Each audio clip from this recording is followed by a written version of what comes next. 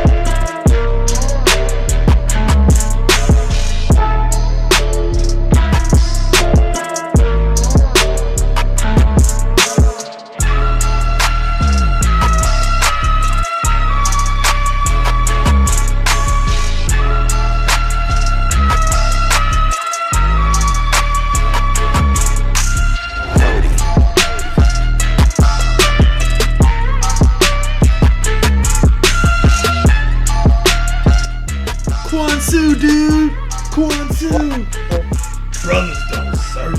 Let's get back to the hood now. None of the homies gonna talk to me ever again. Hey, I got a Game Gear! See, I did what you guys did. Moto surf! Newsflash, your side lost. Leslie Nielsen, quote, end quote. Can I point out something to you guys? Actually, no, not even point out. I want to ask you guys both a question. Now, we all had the VHS copy of Ninja 2 Secret of Use. Before the movie even starts, you see the trailer that came before it. Now, the trailer was of Surf Ninjas. I have to say that this trailer took a bushwhacked approach, but did it right. That is true. Thinking about that, you're right. Watch the trailer for Surf Ninjas, and it has to be from the Secret of the Ooze VHS. It's bushwhack trailer done right. Oh God, we keep on mentioning bushwhack. I forgot we're doing that later on this shit. I'll tell you something. So, the guy that wrote this movie, he wrote one of the movies that we talked about some years back, Passion 57. Yes, he did. Black. But he also turned around and did that horrible ass fictional movie, The Hurricane, with Denzel Washington, and I'm like, what the fuck, dude? Well, look. That wasn't his fault. White people wanted to make a story. That's what. He is white. What are you talking about? No, dude. I hate to. Look, we're talking about Surf Ninjas, but I hate to go on this. I hate that movie for one main reason. It was an excuse to make white people look like the good guys. That's why I hated that movie. It really so did. much. It was like, yo, you do realize that Patterson really did kill that motherfucker, right? See, here's what I love about Surf Ninjas, right? And Dee pointed this out when we were talking offline. Ernie Reyes Sr. is low-key funny as shit in this movie. Nah, I didn't say he was funny. I said he's a fucking star of this movie. Oh, yeah, he is. Ernie Reyes Sr., him and Ernie Reyes Jr., this is probably the first time they've actually worked together in a movie. Yeah, this. I mean, No, they've made other movies together, but in this capacity. In this capacity, That's what I'm saying. I would say this was probably their first movie together. Yeah. It is because the only other time they had any interaction with each other was when Ernie Jr. was on what was that, Red Sonja. He was on Red Sonja, and his dad was actually a choreographer for Red Sonja. That's like the only thing close that they had any interaction with, and maybe him being a stuntman and like probably Ninja Turtles, but I doubt that. But still, this was the first time they were both on screen with lines together. So that is something. Yeah, he also choreographed The Last Dragon too. So and this movie. Yeah. Yes, it. His dad. Now, before we get into it, his dad, Ernie Reyes Sr. If y'all don't know, he is a fight choreographer. He is a skilled martial artist. Has his own school and all that.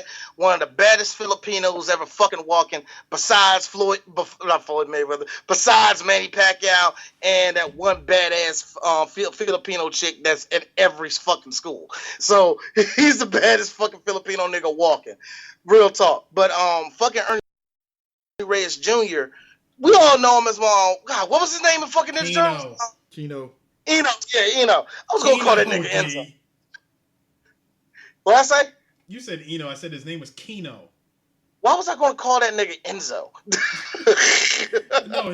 No, he was Kino from Ninja Turtles, and I would say that movie, Ninja Turtles 2, they used this movie to like push him basically. Yeah, they really did. Yeah, and what? We gave it a shot. They gave him a shot. Yeah, that's what I was also saying too, because I said that about Mark Dacascos. Ernie Reyes, do you think he would have even had a kind of like action career, or like you said before with Mark Dacascos, it was just too crowded for him to really do anything? I think it was a combination of. Here's the funny thing about him. To me, especially after Ninja Turtles 2, he was likable. Everybody remembered him. He was likable. So I think it was just kind of a strange. I think because Surf Ninjas didn't become the hit that I think Hollywood thought it would have been, that probably fucked them up. And remember, and let's just be real, any person of color, they only tried with us once. Oh, didn't work. You're not trying no more. They slammed the door in your hands. You get dropped. That's what I felt that happened to him. It's like you couldn't fall back on Ninja Turtles because Ninja Turtles 3 came out that same year, and that movie was trash. I mean, because it's funny when you look at this movie as a whole. It's a kid's movie, and on that level, it succeeds in that and stuff. And it's like, I don't think the movie was really trying to go be this super important movie. It was just like, no, it's a kid's movie. We're gonna get silly. See, and that's where I get, and that's the thing that will give Surf Ninjas. Even though Surf Ninjas is panned, but in a lot of circles, it's enjoyable to me because to me it's harmless. Oh yeah, yeah, it is. I gave it a lot of shit only because I think people who like this movie. They like this movie and they become annoying to me, but it's a harmless movie. You know what I mean? It's really fucking harmless, and it's kind of funny. It's kind of funny that this movie got the shit that it got, but for some reason, Three Ninjas got 4 goddamn movies. So, white privilege. That's what I call it. So, I don't understand that. But it's funny too because if you look at the white people, that's kind of funny. I think this was better than fucking Three Ninjas. To be honest with you. See, while Surf Ninjas is actually better than Three Ninjas, Three Ninjas made 4 movies. Exactly. But hold on. 5. And let's be really honest again. Right, 5 movies. But hold on. But let's be really honest again. It made more money. They did make more money. It made more money than fucking Surf Ninjas. No, but let me ask you this, D. Actually, no, I won't even ask. I'm just gonna tell you straight up. You're kind of asking to make a lot of money when you made a movie off of the back and popularity of both Ninja Turtles and Home Alone. Yeah. Oh, I'm sorry, Surf Ninjas off of the back of Ninja Turtles. What? Yeah, I mean, but there wasn't that much Hold on. But I know what you mean. The only connection you can make Ninja Turtles with Surf Ninjas is just, not even just off a name, really. The only connection you can make is Ernie Reyes Jr. Yeah. But then again, Ninja, because you got to realize, not white people, you got to realize that Hollywood executives always went for buzzwords, especially when it came to kids. They always went, oh, the kids are into this, they're into that. Like right now, oh, Battle Royal, that's what the kids like.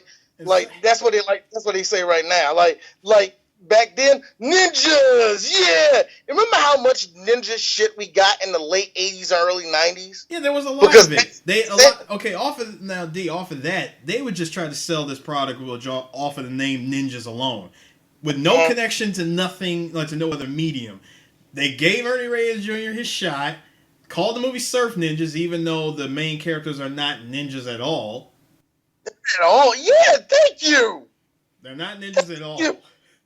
I mean, they don't even become ninjas. But the thing of it is, too. They didn't even do no ninja shit. Well, outside of flipping. Yeah, I mean, the ninjas in this movie. Okay, let me tell you something, guys. What? How is it? Per what you said, D. How is it that the Foot Clan abided by the ninja rules of outfits, and yet every other fucking movie in the 80s and 90s had to give us multicolored ninja outfits? You know, it's what Eris told me this years ago. He said, every year I get older, the more I appreciate the first Ninja Turtles movie. Yep. Yes. It's the little shit that we have been seeing over the last 30 years of Hollywood, where it's like, you could have easily did that. How did Ninja Turtles nail this? And you can't. The first Ninja Turtles movie nailed it 30 plus years ago, and it just seems like I put them in colors because that's how you blend in with your surroundings. American Ninja. I remember there was a scene. Mark Dacascos and Homeboy invade the fucking ninja compound, and lined up is a group of white ninjas, black ninjas, green ninjas, red ninjas, yellow ninjas. I'm like, why is there a fucking rainbow coalition of ninjas in this? What is going on here? Not even that. No, hold on. Not only that, let's think back to the 80s. We had the king, the connoisseur of ninjas, Pierre Kirby. Godfrey Ho had this brilliant idea when he inserted all the shit that wasn't in the Japanese movies he stole. Hey, let's put ninjas in this and let them all wear different colors and have a big ass headband that says ninja on it. I'm so glad you pointed that out, D. Thank you. Who was it? Not Richard Norton. Harrison and Pierre Kirby stayed in Hong Kong and had to deal with this bullshit. You were in the middle of a fucking jungle wearing purple. You're in the middle of a jungle. Oh, there goes the lime green ninja. Like, what the ninjas in this movie are wearing military fatigue ninja attire. The same. Hold on. Not just the same type either. It's the exact same type, the exact same color that would be used a year later in a movie called Street Fighter by Gal's fucking military organization. Yep, the AN. You know what? I tried to look and I couldn't find no connection. Not a director, producer, outside of Ernie Reyes Sr. being in the fucking video game. I found no connection to Street Fighter, and I'm still yelling bullshit. There has to be. I mean, I just didn't check the costume designer, maybe the costume designer, but for the love of God, I found no connection, and I'm pissed. I really want to say that it had to be a coincidence. It probably was, but then again, those were the same trucks. They were the same trucks. Yeah. Like, I'm serious. I could not find one fucking shred of evidence. Like, I'm pissed off. I was legit pissed off. I was hoping that I cracked the Hollywood code. Nope, not today, D. That sucks. But anyway. I mean, it's like, so you have this happening. You got Ernie Reyes and his brother. They're brothers. They live in California, Southern California, and stuff. They got Rob Schneider. Now, to make it very clear, they are in L.A. Yeah, they are in L.A. Yeah, this is L.A. Now, here's the thing. Rob Schneider's in this movie. Rob Schneider is supposed to be a high schooler. Rob Schneider was 30 years old at the filming of this movie. Look. I can give the movie shit for that, but we got ninjas wearing blue army fatigues. I mean, I can say the same thing about a lot of the actresses in Clueless. Oh, no, that I'm not knocking that. I just find it funny. Only for one reason. Only reason why I'm knocking it is because, and I can say this because fuck you, I saw your movie Deuce Bigelow 5 times in the movie theater, and I bought the bitch. I hate Rob Schneider in this movie. Funny enough, I am the opposite. He had some funny lines, but the thing of it is, he had 2 funny lines. no. But here's the thing: what I thought was good about it though was seeing Kelly Hu and fucking Ernie Reyes Sr. give him the look of disgust every time he talked. I was like, perfect movie. Thank you. Perfect. But the one joke I know everybody likes is like, you should have get the patch. Look at my talking to. That's a legit funny line, D. Look, I'm mad. I smirk at it, but I don't think it's that funny. But here's the thing. When he said, but you know why? Because the second he said that, I'm like, Ernie, do me a favor. Toss that cracker over the side of that goddamn Jeep. Do me the favor. Do me the favor. I'm sorry, you threw the fucking dynamite at the guy. I got him. You're supposed to light it first. I do. Look, I when think you that. Like, I personally think that. I really think that if he, oh God, like with his character, you're supposed to be annoyed with him. And I'm fine with that. I am perfectly fine with that. It's a kids movie, and look, it's a kids movie. And he's that type of character. I'm not knocking that. Oh man, why is he funnier? And all that. I'm not being a snob about it. I'm just being real. He didn't make me laugh. I'm actually mad because there was one joke as a kid I fucking cracked up at is when he faked act like they was dead. Yeah, act like he was dead. He's like, don't make me come down there and kick you with the foot that don't even work. That used to make me, I used to crack up at that. I'm looking at it as a grown man like, come on, D, laugh. Laugh, D. I don't know. That had me chuckling a little bit just because he started off, hey, kid. What had me chuckling, though, a little bit was when he was like, all right, kids, come here and do your homework. I may look like I could be 37. No. He clearly says, I'm 37 years old. I know. And I only laughed because it made me think back to fucking Black Dynamite. I'm 16-year-old Black Dynamite. No. You bring it up. I'm sick of you bringing up 18-year-old Dynamite and 16-year-old Jimmy and him being high as a kite. Who gave you the drugs, Jimmy? And the fact that they were 2 completely different actors of 2 completely different skin tones. I love that Black Dynamite as a young kid was super darker than how motherfucking Michael John White looks like now. But here's the funny part. If we're talking black people, Tone Loc.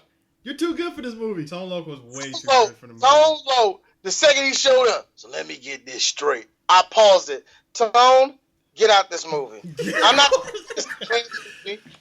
saying that it's going to ruin your career. I'm not saying none of that. For the favor of D, you are way better than this I gotta movie. be real, man. Tone Loc's career trajectory, it's like he's coasted on fucking Cole Medina Wild Thing, and he's fine with it. Yo, the last thing I heard him do was he did a voice in the cartoon Chowder, and yeah, I got to be honest with you. When you hear him show up, you know it's Tone Loc, and your insides giggle because he said this. Tinkaloo, tinkalee. I'm like, it's Tone Loc! It's Tone Loc! It's alive, yo! But this movie, it's hilarious because D managed to somehow tie this into Ace Ventura because his cop character is basically the same cop character from Ace Ventura if you really think about it. Except he graduated up to detective. Yeah. Because what happened was when he got back to LA, where were you? Man, I was helping out this prince. I don't care. Get the hell out of this force. Man, I got a cousin in Miami, man. I ain't worried about this shit. I do love that he says, he's like, wait, how'd you get out of those handcuffs? I had a key. Where? We searched you. I swallowed it last Tuesday. How'd you know you were going to need it? I swallow it every Tuesday. There was a joke somewhere with that. There was. I don't know who wrote. I'm searching through the box right now. There is a joke there. Now, I'm not saying that we can't cash this, but since there is a semblance of a joke, I'm going to talk to my manager and see if they accept it as a joke. Can you do that? Okay, give me 1 second. Which is ironic because earlier I laughed when Ernie Reyes Sr. put us to sleep and he's like, oh yeah. He was like, my man's a detective. Good night. Oh yeah. Good night, baby. Because I had Because something. you know that nigga was talking to himself and just saying, Campbell put them lips on my dick, yeah. I had because when that happened, I had a dark joke, and I was Hold like, on. No, I got it for you. That's what I'm talking about. Back up all that ass, Phyllis Hyman. cut to Rob Schneider looking at him like, what the fuck? Phyllis Hyman, really? You're into that? Yeah, nigga, I like big yellow asses. Leave me alone. No. Angie, now my wife gets the MVP because when he said, "Oh yeah," Angie's like, "Funky Cole Medina."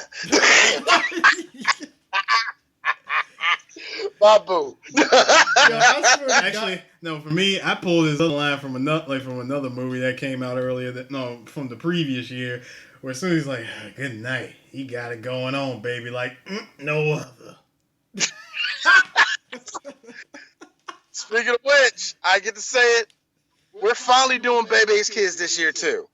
And Bebe's Kids. And no mo, it is not the video game; it's the actual movie. So, we are doing that movie, goddammit. Oh my gosh, man. Anyway, thank you for that. I do like how his role as a detective, he just said straight up, "Hey, look, I want to help you guys. Number one, I ain't had a vacation in 17 months. I definitely could use some laughs. And hey, you know what? I think helping you guys is, I don't know, Ernie Reyes Sr. bringing it back to the plot. Your destiny." I like how he looked at him like my man. Destiny. Like this. Also, I just got done doing a triple homicide. 2 little girls died. I need to get my mind off that shit. Compton's a motherfucker. I swear, and also the one part that had me rolling is when he's fighting at the end of the movie and he busts the fucking pole and it's the Billy Club. He's like, "Oh, that's what I'm talking about." He turned into the nightstick. That's what I'm talking about. So yeah, this definitely more familiar. I really want to see more fights from him. Hey, look, man. He put hands on somebody. That's all you needed. You don't need him fighting anybody. He put some hands on people, and that's it. I still wish I could have got a little bit more. Just a little bit You more. know what that was, guys? That was the movie looking at us. Hey, black people, you got your one. Now, on with the movie. That was something I pointed out to you earlier before we started recording. Tone Loc was in this movie just to fill the black quota. Yes, it was. In a movie that already had a minority quota in the first goddamn place. Exactly. And then Chris, you made a good point, but at the same time, we got plenty of movies like this. Hell, we did one last year, our movie with Speakman, man. That movie, power shit. Perfect Weapon. Yeah, that was all Asian cast. All Asian casting. I think it's just one of those situations where you just got to appreciate for what it is, where you see how many people are there. You know what I mean? Because especially in the 90s, I don't care what minority class you were in. If you were black, Spanish, whatever, you grabbed onto these movies when you can get them.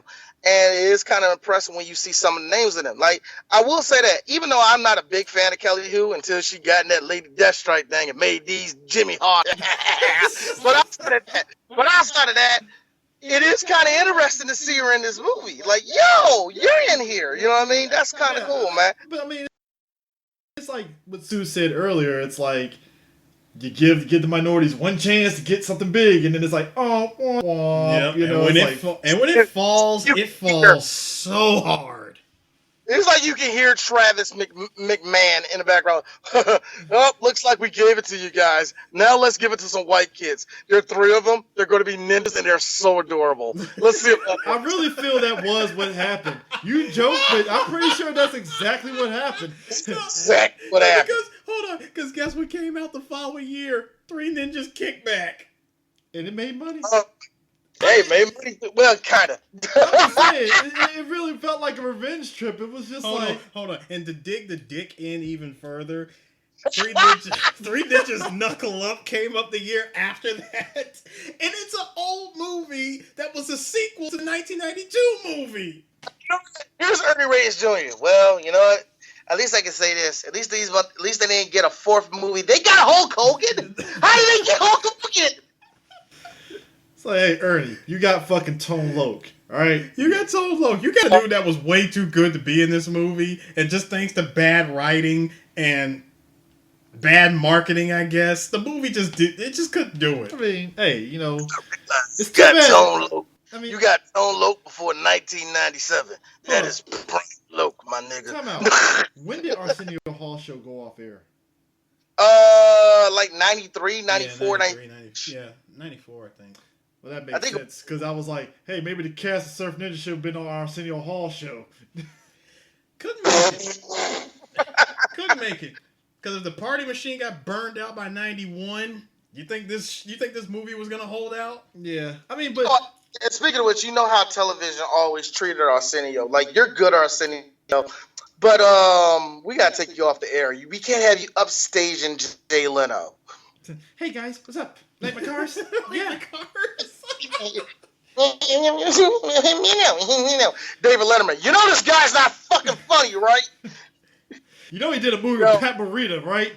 Right. Speaking of which, hey, look, hey Chris, much like what I can say, the older I get, the more I appreciate David Letterman.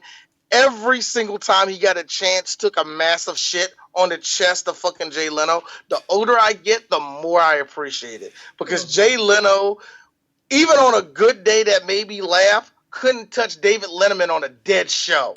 I just had to throw that out I there. mean, you know, it is what it is. But the thing about this movie is, it's so many silly moments. The fact that they literally, and Suya tried to do it, and I see where you're going with it, the Ghost Rider whip thing when they were surf driving, which Auto serve! That Moto serve. which in that yellow Jeep, which is only a Southern California thing. You never see that shit anywhere else in the continental United States of America. Only in Southern California. Like, People in Florida I'm don't even sorry. drive that shit. I mean, Like, look, sorry. in the way That's okay, the look. type of car. That's the type of car. As soon as you turn it on, you hear "Come along and ride on the fantastic ride, slippity slide." First of all, I only said Ghost Rider. I said, look, if anything, they inspired Ghost Riding the Whip because, first of all, if you're smart, you're not going to be a dumbass that's going to jump out in the middle of LA traffic and try to literally Ghost Ride the Whip. True. Well, hold on, Eric. So here comes E40. See, that's where the problem is, little nigger. You gotta understand. That's what we can. That's what we did back in the motherfucking Bay Area. That's what we did. We just hopped out the motherfucking whip in the middle of traffic. Ugh. Excuse me, Mr. 40. You didn't have LA traffic. First of all, man, I complain about DC. I complain about DC traffic, but fuck LA traffic, man. God damn, fuck that traffic. You know what? It's always refreshing and fucking depressing when I get somebody from LA to tell me the other way around. Hey man, look, man, it get terrible in LA, man. What the fuck? There's only like 3 roads in here in DC, man. What? Like, how's the Saturday, man? Where y'all going? Where's the traffic everywhere? I'm like, yeah, we got more traffic than you. But here's the thing, at least there's roads that I can get around traffic reasonably. LA, not so much. Nope. Are you sure about that? Because that's what. That's kind of funny. I like that fight. That's actually a legit fight. LA and DC people, we have a legit reason to be pissed off at our traffic. Hey, people from Atlanta, grow the fuck up. See, for us, Grow the hell up. see, first of all, for us being in the DMV, we got to deal with shitty traffic and fucked up roads. You ain't lying. Yeah. You ain't lying, man. And that's what the LA nigga said, man. He was like, man, at least we fix our roads. I'm like this. Man, fuck y'all. Y'all got earthquakes. He like, all right, you got me there. But still, man, we be clear to y'all. So Leslie Nielsen is actually funny as Colonel Chi because he is typical. You mean Colonel Colonizer? Yeah, Colonel He is Colonizer. the colonizer. He's that white dude that, hey, Colonel, this is a ninja thing. I'm wearing samurai armor. It's close enough. First of all, let's point out a couple of things. According to Ernie Reyes Sr., through narration, mind you, Colonel Chi was an assassin. Assassin of what? That's what I want to know. Hold on. Wait. Hold on. Before you even say anything, okay, this guy. This man right here I'm looking at with the freaking Quan Chi / freaking Ivan Ooze face thing he's got going on. This guy is an assassin. I want to know your body count, sir. Who got killed by you. Second off, I like how he gets hooked up with that shitty Thailand tech. Yes. That was like real low grade Thailand tech that he got hooked up with. Can we also point out Taiwanese, I should say. Can we also point out that I'm sorry. You saying Taiwanese, nigga? Get it right. That was Malaysia. That was Malaysia. No, you're both wrong. It was from Burma. Oh shit. Look at this. Why are we saying it? You know it was Chinese technology. I'm not talking about the good one. I'm talking about, these niggas that put together that weird Jackie Chan game where he kills the Chinese president. That type of shit. So Burma. Gotcha. Yeah. Nah, some Cambodian tech. but check it out. So he's got all this, right? He's introduced into the story, and good God, he is indirectly the funniest character in the whole movie. Dude, the fucking answer machine. That's what makes me laugh about this so much is I watched this movie as an adult and I laughed so hard that it's a villain. First of all, he has an intercom. He has an intercom in his death, like in this freaking death prison that repeats the following quotes: Colonel Chi is good. Colonel Chi is wise. Colonel Chi will take care of us. All on freaking repeat. Second, like you said, CJ, he's got an answering machine. Every time the phone rings, oh shit, the phone's ringing. Hold on.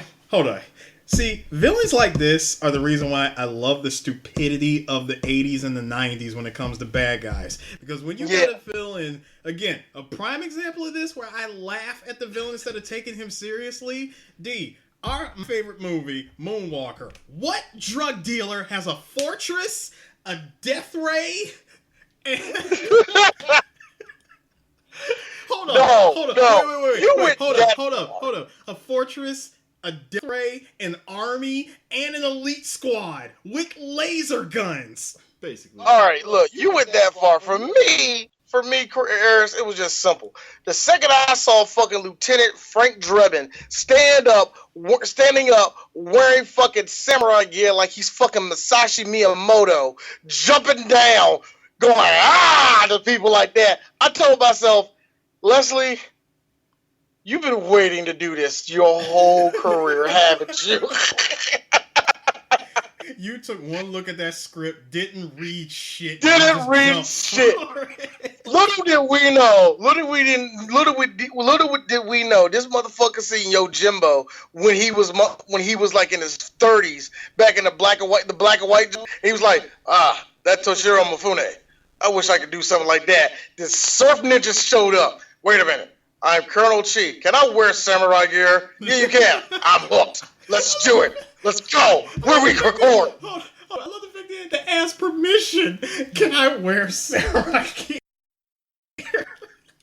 And look, let's just be real, y'all. And let's just be real. Let's be very real for Harris. Wait, D. First of all, how are you an assassin? You show up rocking Shogun armor. No bullshit. This motherfucker. Hold on, tell me about your life. Yo, man, this motherfucker said, yo, I gotta rock that shit, man. That shit flies a motherfucker, man. I gotta rock that shit. But, sir, this is more Southeast Asia and not actual Japan. Ain't that the same thing? Sure, Mr. Nielsen, whatever. Like I said, he was great. God. No. Hold on. I gotta say, I have to say this, Chris. There is a lot of shit in my life that I can't stand. That's bad editing. And this movie has bad editing. Ooh, yes, okay? All right, there's bad cuts in this movie and all that. But let me say this. There are some bad edits that make my dick hard and make my heart full of joy. Seeing the elephant come at Leslie Nielsen, him going, ugh, and him crouching down to get stomped by the elephant may be the funniest thing ever. Why did you purposely lay down? No, D, hold on. What that was, he didn't purposely lay down. He went for a delayed roll cancel that didn't work. Yo, you ever try to do a special move and all you do is like roll forward on accident? That's what the fuck happened. Mortal Kombat trying to do the fucking fatalities and stuff, and it's like, oh shit, why the fuck Liu Kang jump? Now you fucked up the whole damn fatality. Wait, D, win. Like, oh, come on. Hey D, you wanna know what I call that? Not only was that badly edited, but I had to sum it up like this. This is combat rolling gone wrong. Mm-hmm.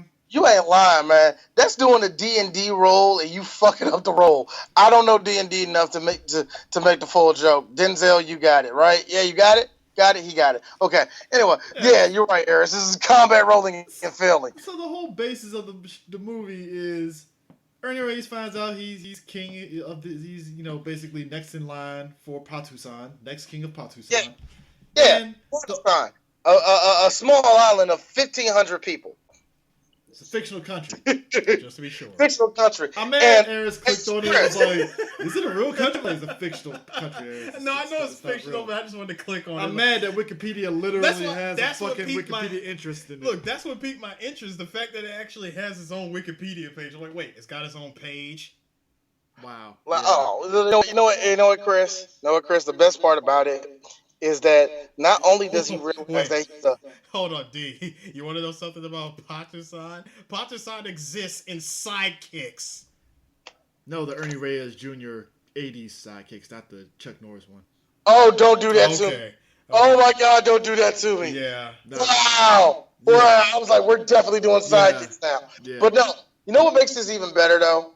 You know what makes it even better, Chris? You didn't mention, not only does he become the king of Patu-san, that because he becomes king, he automatically, without one day of fucking martial arts training, knows how to become a fighter because he was destined to become one. Let me tell you something about this. That's all you need. Let me tell you about this scene.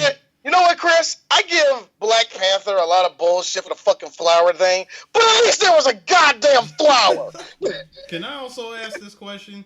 Excuse me, Mr. Reyes Jr., how is it that a year ago, 2 years ago, your fight in Ninja Turtles, as small scenes as they were better than your entire fight scenes in this movie? I don't know. I mean, is it just based on his... because his character, he isn't doing a lot of fighting because you got to show the build up to it. No. What I'm getting at is when he gets his martial arts ability of becoming a warrior... of becoming a warrior king. That was actually funny. He becomes a warrior king off the break, right? And he just starts beating up these ninjas in a restaurant. Which, by the way, I love the choreograph. Like, I love the choreography in this fight scene because anytime a ninja gets dropped, he rolls out of frame. It's like the Putty Patrol. That's what we call. Chris calls the Putty Patrol school of knowing to be a goon. That you serve your purpose, now roll to the side. It's like everybody gets dropped, roll out to the side. Because here's the thing, intersplicing this whole thing with the fights, the brother, Adam, has a Game Gear with the game, and he's doing things like, for instance, he defeats a ninja by throwing a squid inside of his mask. That was one. Which ninja had a fucking sweet-ass leopard print fucking ninja outfit, by the way. He did. And why is it that all the badass-looking ninjas get washed? I mean, they get treated like shit. But here's the funny thing. I mean, they get extra hit points, but they're still like ninjas, you know. Hold on. Whatever. They get cool points. They get cool points for looks, but when it comes to actually fighting, they get taken out so anticlimactically. It's sad. But you know what's funny is the fact that I like it, and I don't know how I didn't put two and two together. I like how after every defeat, they call Leslie Nielsen, and he's always somewhere rushing to his phone. He's like, yeah. Oh, you let him know, huh? All right, just go ahead and go ahead and kill him. Yeah, just kill him. No, hold on. I like how he tells the first call. He's like, kill them. Yes, kill them. Wait, hold on. I got call waiting. Boop. Hello? Yes, kill them. Kill them. Like, hold on. I gotta go back to another call. He goes back to his other call. Yes, kill him. Yeah. Yeah, kill him. Send more men to Los Angeles. Coach. That line was funny. He's like, coach. Yeah. That scene alone. That is hilarious. I'm like, this is why I love this movie as an adult. Finally, we know how because see, Eris, that's what I'm talking about. Like, you and I always talk about actual comedy and timing and shit. That That shit is the shit we always talk about. Coach, I was That like, little well, stuff. finally we get the mystery of how henchmen get sent off. They get flown coach. All right. I mean, he put so much emphasis on coach. He was very direct. Fuck first class. He's like, no, coach. no. They're not going first class. You're putting them in coach. Period. Don't let me find out you use. Don't let me find out you use the company. Swear to God. Don't let me find out you use the company credit card and you put 20 henchmen on first class. I like how, actually, you know what's even funnier about that? This guy with a run militia has to put his. They can't afford their own airplane. He got these niggas flying overseas on Pan Am.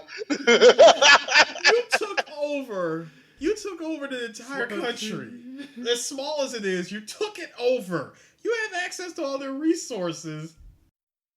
And yet you still fly all your henchmen out on coach. I get it. Well, I get it. Respect. I get it. Save your money. I get it. Also, Eric, you do have to realize, because he took over that country illegally, the UN kind of, threw sanctions on him and they can't fly the right way. A lot of. I mean, also here's the kicker around this, right? No, hold up, CJ. I'm sorry. What UN? What government? I'm just saying though. How is it you're going to be? This is the true definition of low grade M. Bison. He is the true definition of that shit. Just imagine if he had the killer bees, it'd be 4 chicks that barely know karate. I mean, but the kicker. So they're fighting in there. He puts a squid in there. He gets 500 points. Chooses the chopsticks, which I laughed because that was funny. D had me rolling. He's like, yeah, the part of my brain thought he was just going to gouge dude's eyes out with the chopsticks. And then I remember, this is a kid's movie. And he used the chopsticks to open the dude, put it up the dude's nose, and throw his ass. And I was like, okay, that was kind of Not only funny. was that funny, I'm like, bro, those are some strong. First of all, those are some strong ass chopsticks. Thank you. See, that's what I was thinking about. I was like, nah. That's bullshit. If there was any other chopsticks, they will break the second he applied pressure. Yo, but what also had me funny after that scene is how Ernie was all like, oh man, it was awesome. I did this. And then he freaking elbows the fucking chef in the damn stomach. I was like, okay, I laughed. I laughed at that too. That's still funny to me. Here's the funny thing. As much shit as I initially gave this movie, like I said, it is harmless. And there is what you call kids movie bullshit. Dude, and it's kids movie bullshit. You know what I mean? You gotta let it go for that. You gotta see it as that. You know what I mean? Visual comedy of a ninja standing on a roof waiting for them to come out the door, and he just dives down like, ah! Step back, drop, and steps on his nose. Ah! Can I also point out that I love the excessive use of destruction of property. Ernie Reyes Sr. blows up a house that had He MacGyvered that shit. He MacGyvered it, but it wasn't the fact that he MacGyvered it. It's the fact that he had no choice but to blow up a house that only had 4 ninjas sent to kill him. 5. I mean, it was off the roof. He got burned. But inside, the point is inside. They all got burned. All right. Let's see this in retrospect. Because he was a writer for the movie. The director of this movie was a writer for Commando. Let's see this in retrospect. When they broke into John Matrix's house, that was a full-on fucking squad, and John not one time said, "Have to burn it all the way up." He didn't think that one time. He shot these niggas and tracked their ass down. Meanwhile, Ernie Reyes Sr. was like, nah, we can't risk that shit. Blow it up. Blow up the house. Even Arnold shot the Mexican dude was like, hey, man, we got your daughter. Just do this job one time and you'll be safe. Wrong. My man just looking out the window, not even paying attention to him. He's looking out the window, turns back. Wrong.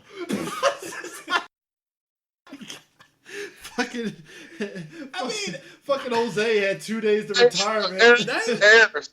Stop it! You're gonna force me to say we got to do a redo of fucking Commando. Don't do that to me. I just pointed it out because hold on. I'm just pointing it out because think about how absurd this is. My man had the 2 dead bodyguards pulled up on the door. Then he's even got the "I love you, Dad" card set up. He put thought into this, and he just gets taken out in one shot. Hey, Chris, you know who was on that same level to me? Your boy for Three Kings. Hey, my main man. Yeah, aka the head of the fucking damn table in John Wick 3. Yep. Oh, man, I gotta see that. Don't see, now y'all giving away parts, man. Leave me alone. But anyways, it's like Ernie Reyes Sr. I laugh because he's dressed up as a homeless dude and he's like fighting the fucking ninjas in front of the school window. I laughed at that shit. I gave that clip to Chris. I did enjoy watching. I did enjoy watching Filipino Big Boss just work these guys like it was nothing. Yeah, Filipino Slate Plissken over here. I mean, Charlie you're Chaplin right. Kane. Right? You're right. You know, no, he did use it. Yeah, he used it and stuff, but like he sits there and blows up the house. Is like, yeah, they had no choice and I stuff. had no choice. But then, your destiny is to return to Patusan. But here's the kicker, right? So they get on the boat, right? I like how they literally had to change pants to, I guess, hammer pants. Yep. Because of course. Because no, not because of reasons, not because of course, because Kwanzaa dudes. Oh, and they get some bitchin' tie-dye headbands because ninjas. I love the fact that those headbands were tie-dye. It was tie-dye with two tigers or dragons or whatever facing opposite directions. In other words, you can find that shit at Joanne Fabrics, y'all. Nah. Hot Topic. Spencer's. Yeah. If they were to bring back if they were trying to repopularize Surf Ninjas, I could see Hot Topic or Spencer's having something. Actually, like that. in fact, I'm gonna. That would be sad though, because I can imagine the guy at Spencer's. We only sold one of these. See, now I'm gonna browse Etsy to see if anybody. I'm about to say somebody would have put it up on Etsy. Oh yeah, somebody got that shit on Etsy. Somebody got that shit on Etsy, man. Or somebody on Instructables has instructions laid out on how to make one. Now here's the thing, right? I laughed the scene where Tone Loc and the kid are sliding down the mountain. I'm like, they didn't hit not one fucking rock, huh? Okay, first of all, CJ, the only reason why they slid down that rock is they took the same slide that Arnold Schwarzenegger took in Predator. Like, just him going down, oh, shit.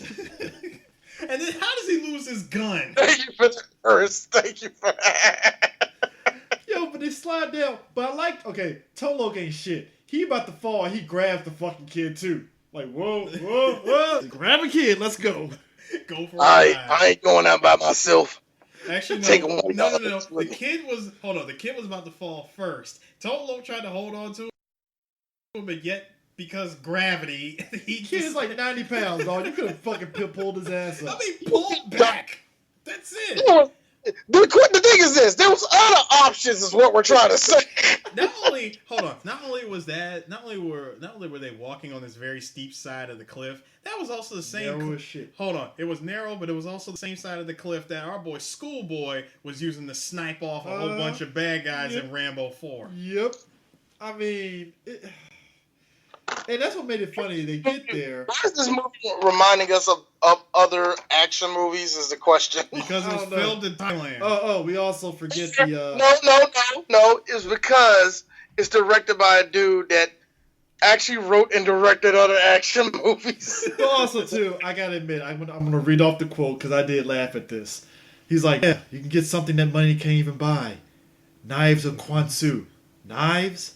Oh yeah, seriously, that's something money can't buy. Knives. Once I went to a cutlery store and said, here's $100,000, can I buy a knife? They said, no, money can't buy knives. Gee, I guess that's why you hardly ever see any of them around. On the third day of expedition, they came across a giant rubber plant. Unfortunately, they could not cut it down. For as far as we know, money can't buy knives. Walking around the plant, they continued along the shores of Patusan. And Zatch, like clockwork, is there a way we can shut this chattering monkey up? And then here's me, D. Hey, D. And then here's me. You know, I cut him, but I don't have a knife. Right there. You know what D said? Burn this whole fucking movie. But D, the whole movie, burn it to the goddamn ground. No, you know what was funny too? No, D turned into homeboy from he turned into Cannibal Holocaust. You know what? I want this burned. I want all footage, all trace of it completely burned. I turned Tracy Morgan and Cop Out. No. No. No. No. Oh, no. You know No. what? If I was writing this movie, just to get militant with it, fucking Tone Loc looks at him. Monkey. The fuck you mean, monkey? Fuck you, mean monkey, nigga. Fuck, I'm from, nigga. Yeah, that's right, nigga. Yeah, calm the fuck down. I'm for Watts, bitch. Know what we do, motherfuckers around here? I thought so. I seen my cousin get shot from it. But so they Fuck with me. I think I skipped Another the part. you get another patch over there, nigga. Yo, calm down. Nah, fuck that. Nah, you guys to my manhood and shit. Fuck that shit, nigga. You don't know me. Behind the scenes, Ernie Reyes Sr. was like, and that's the day I found out Black Lives Matter. Amazing. Hold on. Yeah, look. Harris, this is for you. Yeah, Black Lives Matter. Did you just shit yourself? Yes, I did.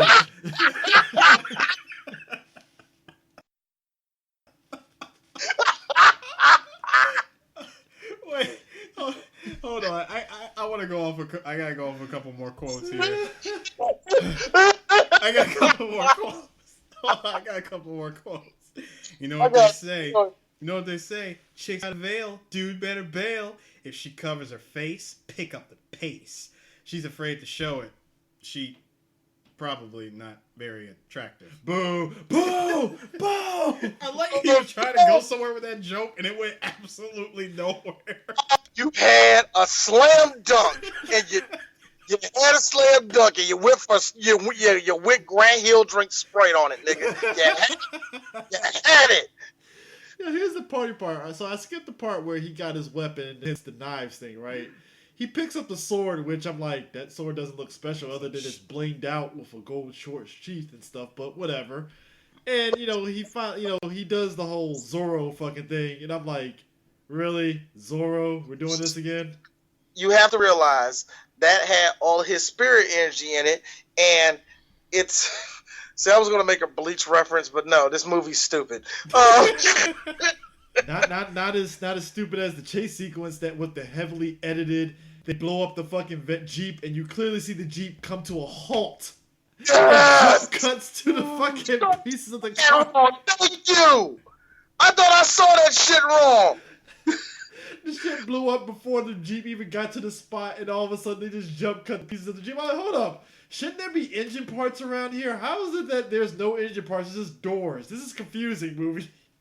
Best part about this that we're kind of missing about that whole scene is when they get caught right before that, and you see Ernie does a cartwheel on Mother. All right. Quick story that D has to explain. You know that little money shot that they got where Ernie Reyes did that cartwheel over homeboy off the truck and made him fall and all that. Yep. I tried to do that as a kid. D went crashing directly to the ground with his cousin falling on top of his cousin. Head first, sir. All right. Second of all, I love this scene for one main reason. Because at this point in the room was me, my wife, and her little brother. They, like all of us in the 90s, watched this movie a bunch of times, right? They loved the movie. And they was like, and here comes her brother. Now you can complain, D. These motherfuckers got guns on them, and nobody It did nothing. And I'm like, these guys don't believe in pulling the triggers, do they? One shot in the air would have made them stop moving. That's all it took. I'm not saying you had to kill the niggas. He's like, yeah, just shoot me. You won. Okay. Just bad. Enough of that shit. All right. Something I want to point out to you guys, because you know me, I always love to look out for goofs. Yes, you do. When Leslie Nielsen cut Ernie Reyes Sr.'s eye, I love that in one shot we saw where the scar was. I was like, okay, now we see where he gets his eye patch from. However, not even 2 minutes later in that movie, when he hands the kids off to their adopted dad, the freaking scar was below his eye. Yeah, they fucked that up. Also, to add to that same scene, Eris, when your boy Cheese slashed him in the eye, and he was like, he was happy about it. He was like, ha ha ha, right there in the back of my head already. Yeah, fuck it, yeah, fuck Vietnam. I heard the most whitest thing in the world. Ha ha! We are the superior race. Like that's what I heard in my head. I mean, but like the kicker with that whole There's scene. no way getting around it. I'm sorry. There's no way getting around it. We said this is Colonel colonizing himself. There's no getting around it. Leslie Nielsen, if this was a darker movie, he would have been the most racist motherfucker in the world. Oh, absolutely. Let's be real. I mean, but here's the thing.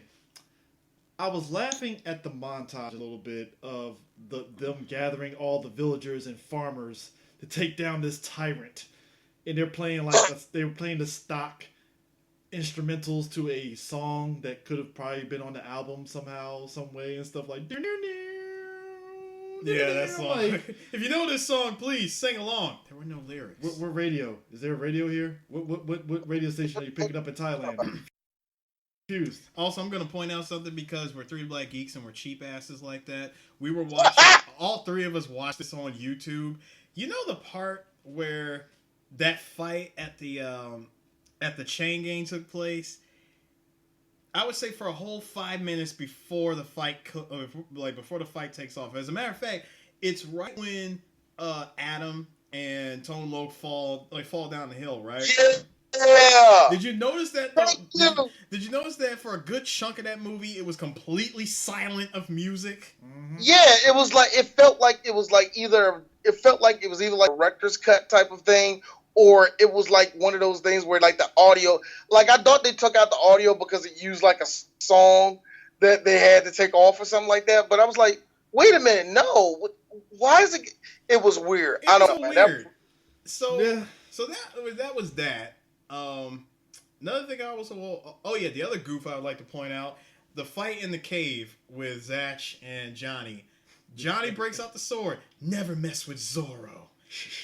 Now, how in the next shot, the exact same shirt that he's wearing, the cuts are gone. Yeah, of course. Call that comedy. Call that comedy. Did he really?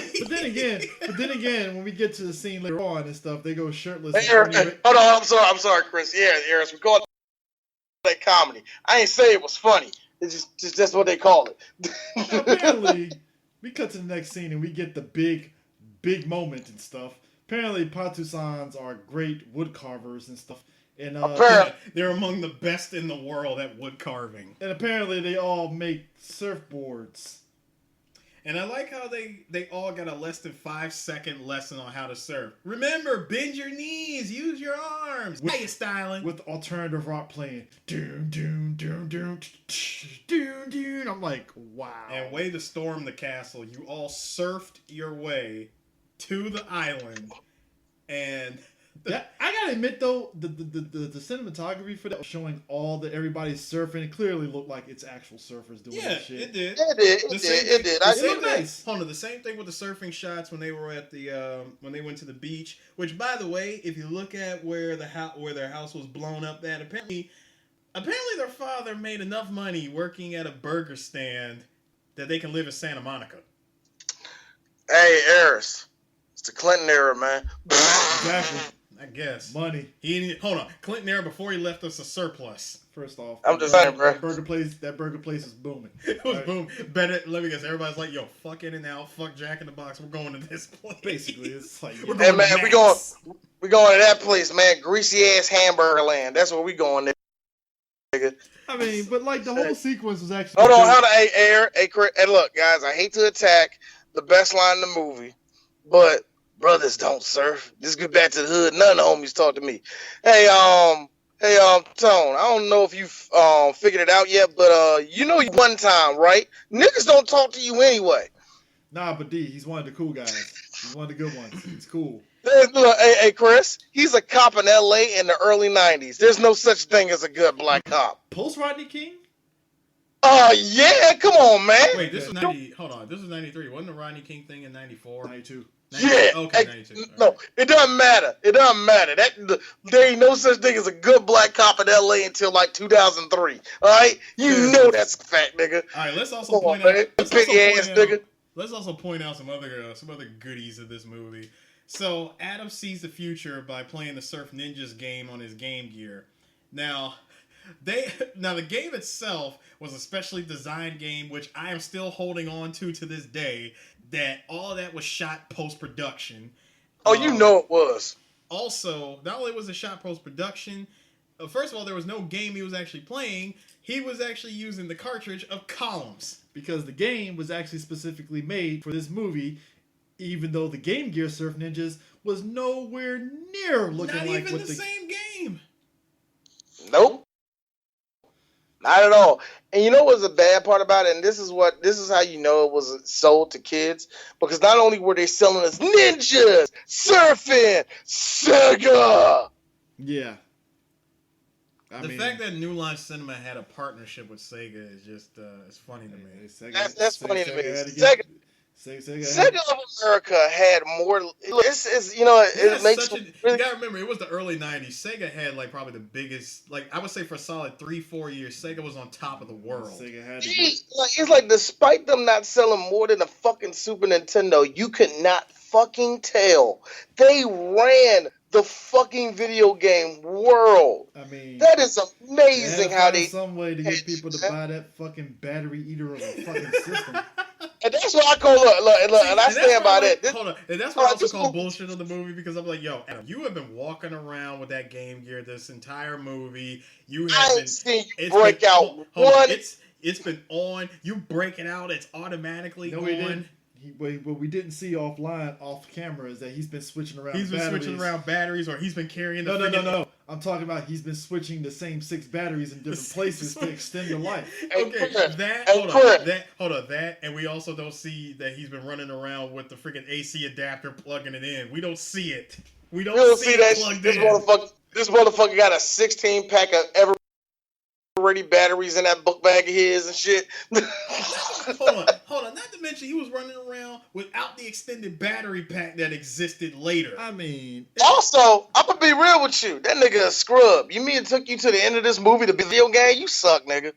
I mean, but like the kicker about it is they get to the compound, and this is where I'm just looking at the fucking militia against the farmers, and I'm like, yo, you guys this squad suck. is garbage. They got washed. Washed. A bunch of fucking crop duster farmers whooped you guys' ass for free. I mean, the fight didn't even take long to end either. But I like how my one man got kept getting knocked down those steps that was in Ace Ventura too. You mean not Goro? Not Goro. No. First of all, you mean not Bolo. No, Goro from fucking KOF. Oh, that dude. Oh, yeah. Goro Daimo. Daimo, like, not Goro Daimo, basically. Except he's AKA Jim. Yeah. My man came. I like, because here's the funny part. The first time he fights Ernie, right? You know, he dodges him, punches him down. It's like, okay, that was fun. He kicks him down the stairs. All right, cool. Second time, grabs fucking Kelly Hu, and she fucking punches him, kicks him in the nuts, hits him in the eye. Punches down the stairs. I was like, okay, that was actually pretty fucking hilarious. Angie's brother had me dying when she swung the first time. He's like, that's a broken wrist. That's a broken wrist. Yo, Kelly, and Kelly got better. Trust me, yes, she did. She got better as she got older doing any type of action work. Yeah, definitely. But that first swing she threw was like, baby, that wasn't gonna do nothing to nobody. Hey, look, look, baby. I know you just. It's like, yo, DB, the stunt guy on the line. Like, look, baby, I know you want Miss Teen USA, but that's not how you throw a punch, my dear. That's not how it's gonna work, boo. Nuh-uh. How you survive this scrap without a single bruise is beyond me. It's amazing, man. That's funny to me, man. The third time had me in tears because this fool is crawling up during the wedding ceremony, and all of a sudden he's like, he's like, excuse me for one moment. Just a moment. Newsflash, your side lost, and he's just like, it just rolls. And when he did that, here's me. That nigga got all types of brain damage. CTE, motherfucker. That nigga got a concussion. That's real talk. He has a concussion. He don't know where he at. But Wesley Nielsen, his fight was hilarious because all of a sudden he has the gun like, And all of a sudden, he takes his sword out of his hand. He's like, hey, I don't have a weapon. He's like, you got a sword. You go, wait. You have a sword. I don't have my gun. Don't you want this to be a fair fight? Johnny, being honorable, puts the sword to the side. Here's me. Just like white people. Just like what? I laugh because Just like some white people. That is a what? I'm sorry to my white fans, to all my white friends. Real talk. Y'all know y'all people. That's some white people bullshit. Whoa. All right, Tyrone. Put down the gun. None of that street shit, all right? Okay, put it down. All right, good. Takes out a shotgun, shoot him dead in the head. I bet you said street shit. No, we gotta take it back to super bad on that one. Whoa, hold on. I'm sorry. Look, I don't have my weapon. You got yours. I'm sorry. That was completely out of line for me. Tiger got out of the cage. Please, look, truce. All right, truce. Kicking the nuts. Tiger got out of the cage. But let's. Oh yeah, one part. Speaking of nuts, the one part that had me confused, even as an adult, was when his hand started malfunctioning. He grabbed his nuts. Oh, how about the fact that Adam was able to use the Game Gear to hack all of his electronics? So he hacked his hand. He kept making his hand short out. I'll tell you what was funny. When his hand almost went into the pool and he was freaking out. He's like, "It's not wet." He's like, "I'm wet. I'm okay." But even more is when Ernie Reyes fakes him out like, yeah, he went for the kick. He's like, "No, water." I like how he laughed like, no. yeah. Didn't even give him the satisfaction of mush facing him. He just straight up point push. I mean, He fucking Kevin Nash that nigga into that pool, nigga. It's like finger poke. Yo, hey yo, and that's when Kelly Who walked over to Ernie Reyes. Hey, you got the juice now. Spit the juice. I got enough to go around. Hey, you know what was funny about that wedding ceremony? I am surprised, and maybe because Tone Loc probably told him no. I'm surprised Tone Loc didn't bust out an impromptu rap. No. I would have said no. You weren't there for the reception when that motherfucker got up there. Mrs. Jones. All of a sudden, the Patu side person is like, "Hey, fucking Cole Medina." We got a First of all, how you know that song? How does that song even reach out to that song? Sing along. That wasn't even me though. He's like, first of all, how you know that song? My music didn't reach out here to pop the song. Somebody owe me some money.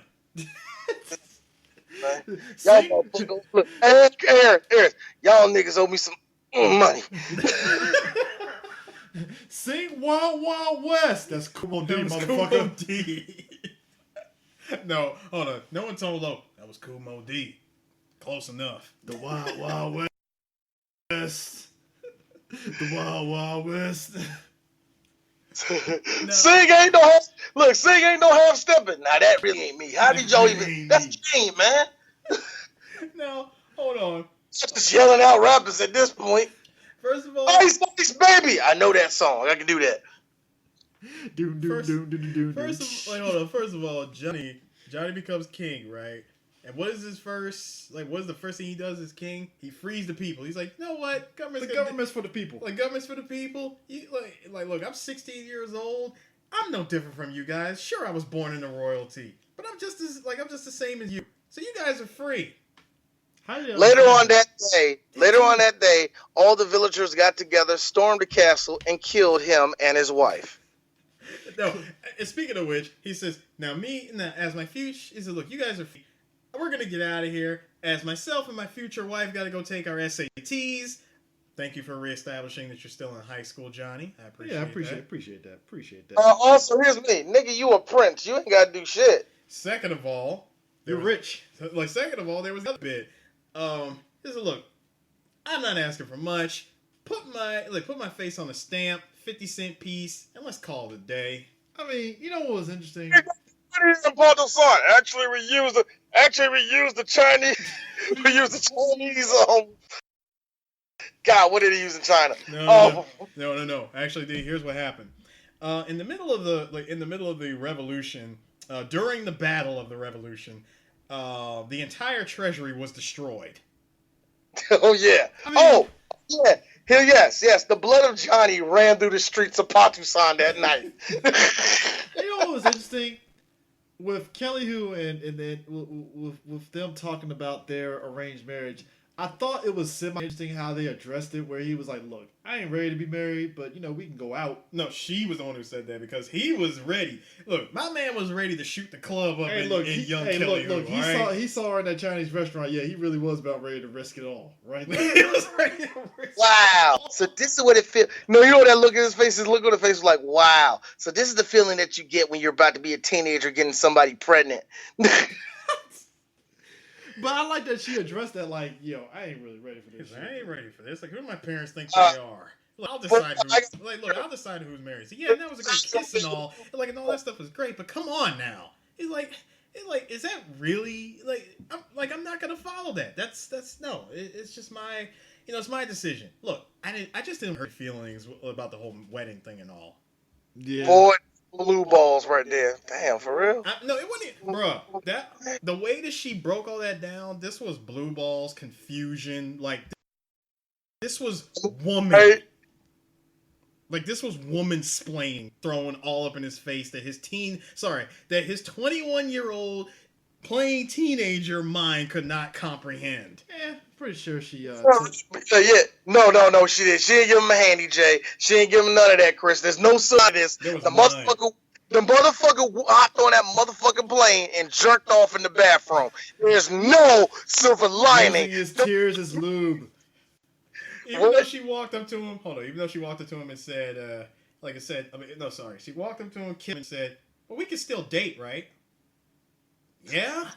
Well, I like how she sat there and earlier in the movie, she said something in Taiwanese or whatever and stuff to the guys, and he was like, what did you say? Oh, yeah. You'll find out our honeymoon. Our wedding night. Our wedding night. I'm like, but you just said earlier in the movie that confused. No. That part where the part where he got confused, that was all after. Yeah, I'm like, all right, whatever. So Johnny, in case you're wondering, you're not gonna know, and then when she does say it to you, you're gonna completely forget when she first said it.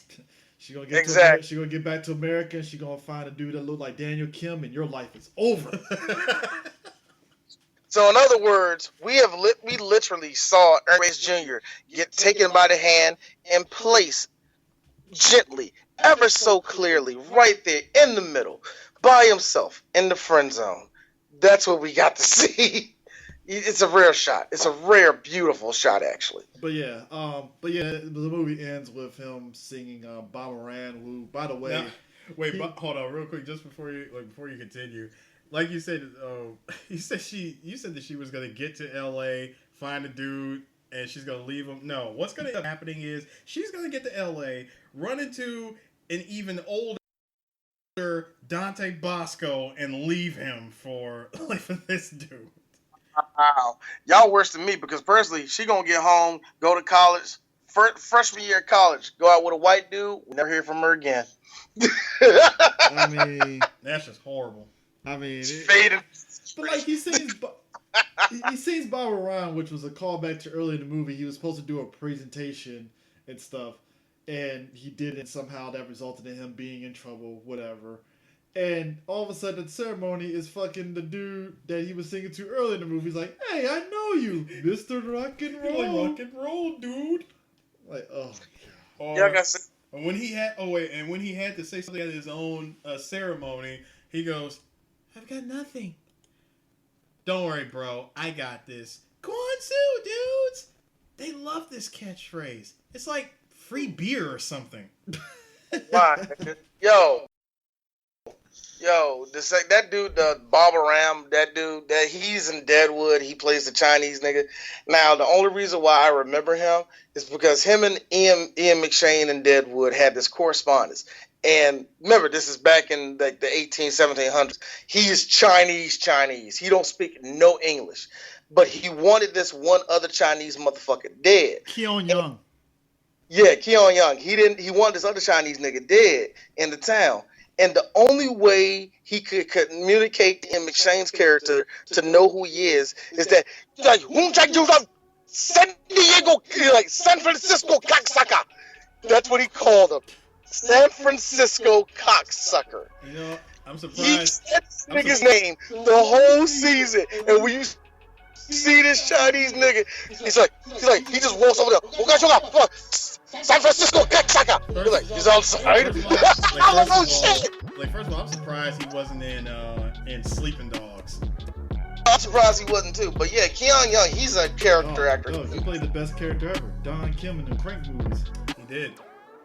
Really? Yeah, he was in the Crank movies. Yeah. Yeah, he was the only one that was kind of sort of an ally for Jason Statham's character, pretty much. Yeah, he was. Yes, he was. He was. I still remember when Jason Statham put his finger inside the outlet, he just looked at him like, "What the fuck are you doing, dude?" I don't. Yes, one guy accent. I don't know. Maybe soon. I think we did do it, didn't we? No, we didn't. We didn't touch Crank. Oh, okay. I thought we did. Touch Crank, you ain't touch Transporter. Again, I'll think about it. Which side note, Sue just found out that they did a Transporter remake, and I was like, because he had me thinking, maybe he's right, they didn't do it, and I was like, fuck yes, they did. They did it, and I was like, oh my god, they did. With Beast from fucking no, the other dude from fucking Deadpool as a new, which I'm like, I don't blame him, but they really that script was very uninspiring. It was. Very, very what happens when you don't have Statham? But anyways, I'll tell you who should have been in Surf Ninja, Jason Statham. Jason Statham in Surf Ninjas.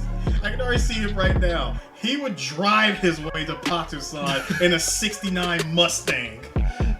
It's like done. He would wheelie that bitch. He'll surf on a '69 Mustang.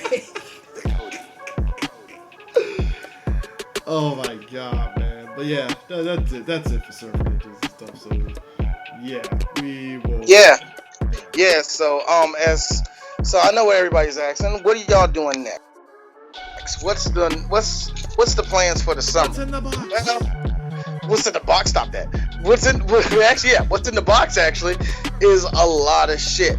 See, it's time for us to do Disney shit. And I'm not just talking about one movie. I'm not just talking about a whole month. No, the whole fucking summer from here on out, when you hear shit, unless it's a new movie, it's going to be about a Disney movie. So get ready to hear us maybe talk about Who Framed Roger Rabbit. Be prepared for us to talk about Aladdin. Be prepared for because we're still waiting on the date we're going to do this shit. When we do it at BlurCon, we're going to talk about Lion King. Be prepared if you fucking listen to Working Title Sports Show talking about Remember the Titans. We're talking about Angels in the Outfield, okay? This summer is going to be all about Mickey Mouse because that nigga don't own us, but we have to talk about him because, he listens. Yeah. We out. We out. Done.